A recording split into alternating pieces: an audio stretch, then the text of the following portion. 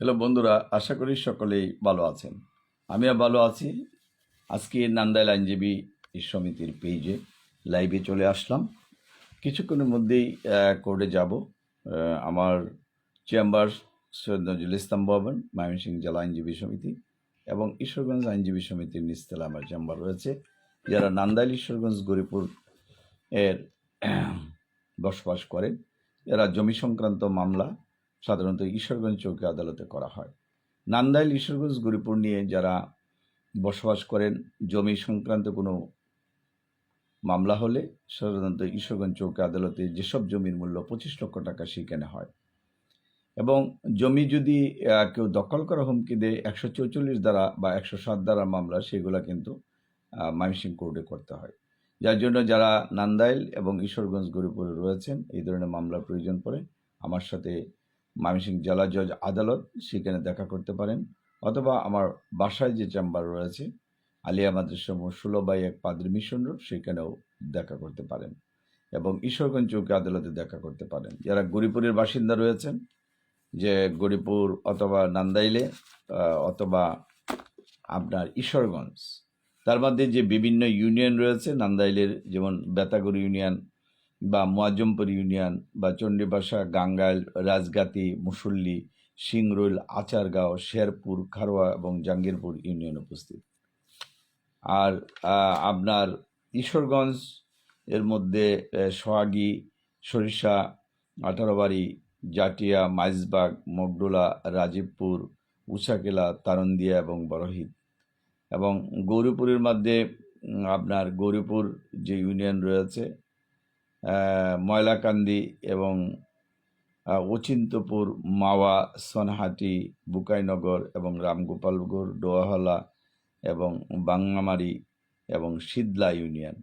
এইসব ইউনিয়নে যারা বসবাস করেন, যারা মামলা করেন, তারা কিন্তু আমাদের সাথে যোগাযোগ করতে পারেন। কারণ হচ্ছে যে অনেক সময় হয়তো যাওয়া সম্ভব হয়ে ওঠে না, যার জন্য অনলাইনেও আপনি আমার হোয়াটসঅ্যাপে যোগাযোগ করতে পারবেন। কারণ আপনার দেখা গেল যে অনেক দূরে আপনার কিভাবে যাবেন, তাহলে হোয়াটসঅ্যাপ বা ইমোর মাধ্যমে যোগাযোগ করেও কিন্তু আপনি মামলা কাগজপত্র পাঠাতে পারেন, ড্রাফটিং করতে পারেন, নির্দিষ্ট টাইমে আসতে পারেন। বছরের পর বছর মামলার পিছনে কিন্তু দৌড়ার কোনো সার্থকতা নাই। আপনার বাড়ি হয়তো নান্দাইলে কোনো একটা ইউনিয়নে, আপনি প্রতিদিন আপনার কিন্তু আসার প্রয়োজন নাই। আপনার কাগজপত্র ড্রাফটিং হয়ে যাবে, আপনার কাগজ সাবমিট করা হবে টাইম টু টাইম, এবং নির্দিষ্ট টাইমে আসলেই কিন্তু আপনি মামলা পরিচালনা করতে পারবেন। আপনার যেখানেই চাকরি করেন না কেন সেখানে থাকেন, একেবারেই জরুরি যেদিন সেই দিন আপনি আসতে পারেন। আর সিভিল মামলার বাদী যিনি হন মামলার, উনি কিন্তু খুব বেশি উপস্থিত হওয়ার প্রয়োজন পড়ে না। হয়তো একদিন ওনার সাক্ষীটা যেদিন প্রয়োজন সেই দিন কিন্তু উপস্থিত হলেই চলে।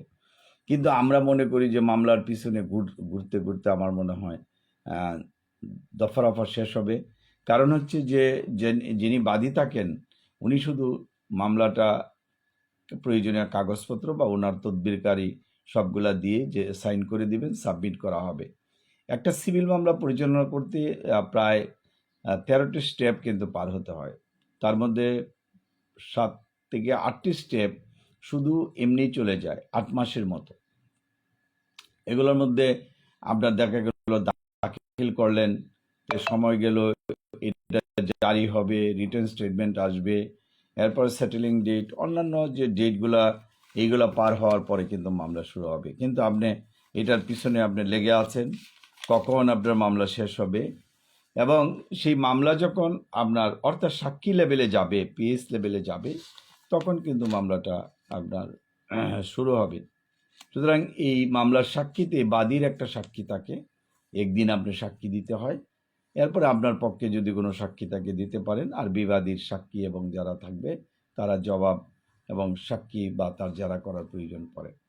যাই হোক, আমি যে কথাটা বলছিলাম যে আপনার হয়তো 3 দিন বা 4 দিন আসলেই কিন্তু চলে। এই জন্য নান্দাইল আইনজীবী সমিতিতে আমি এই ভিডিওটা করছি, যদি কারো কাছে পড়ে তাহলে আপনার দেখেন যে আপনার যখনই আপনি কাগজপত্র রেডি করে প্রেজেন্টেশন অফ দ্য প্লেন বলা হয় এটাকে, যখন আপনি জমা দিলেন, তারপরে ইস্যু প্রসেস হবে, তারপরে সার্ভে রিটার্ন হবে, আপনার রিটার্ন স্টেটমেন্টের কথা আসছে, এখানে এডিআর বা চার্জ ইস্যু ফ্রেমিং আছে, এবং আপনার স্টেপ আন্ডার দ্য 30 আছে, এবং সেটেলিং ডেট আছে, তারপরে পিস।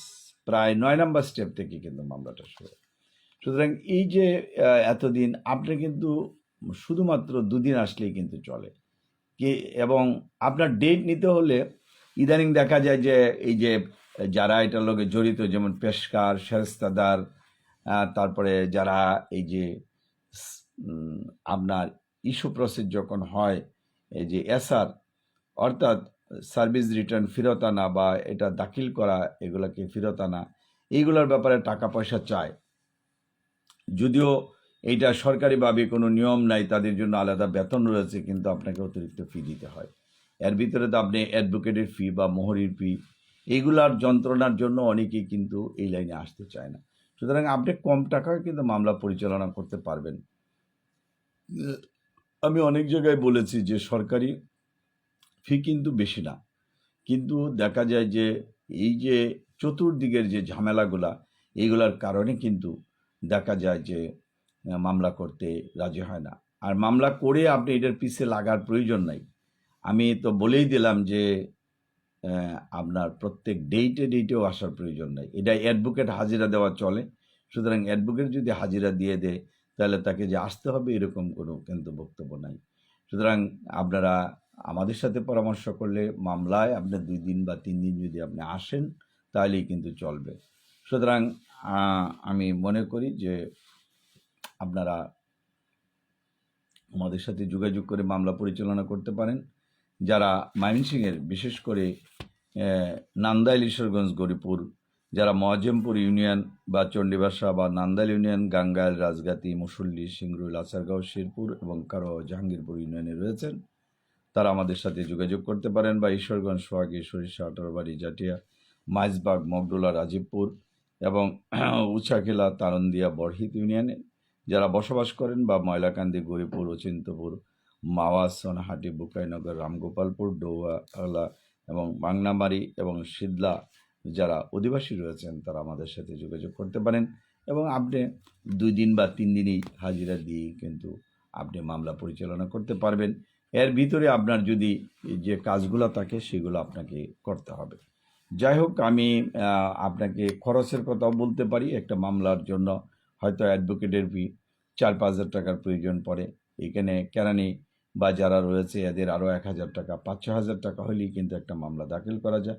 আর এরপরে প্রতি ডেটে কিন্তু একটা টাকার প্রয়োজন পড়ে। কোনো জায়গায় 1,000-1,200 টাকা করে প্রতি ডেটে, কোনো ডেটে 500 বা 600 টাকা লাগে। এটা বেদে বা সাক্ষী যেদিন আসে বা সাক্ষী নিতে হয় সেদিন হয়তো একটু বেশি লাগতে পারে। সুতরাং যারা গরিব মানুষ, এইসব টাকা খরচপাতির প্রয়োজন থাকলেও দিতে পারেন না, তখন মামলাটা কিন্তু লেট হয়ে যায়।